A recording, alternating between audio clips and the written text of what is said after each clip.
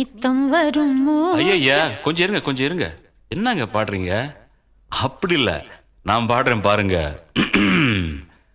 வைகை நதி ஓரம் பொன்மாலை நேரம் காத்தாடுது, கள்வடியும் பூக்கள் காத்தோடு சேர்ந்தே கூத்தாடுது. இது அன்பின் வேதம், அதை நாளும் ஓதும். இது அன்பின் வேதம், நாளும் ஓதும்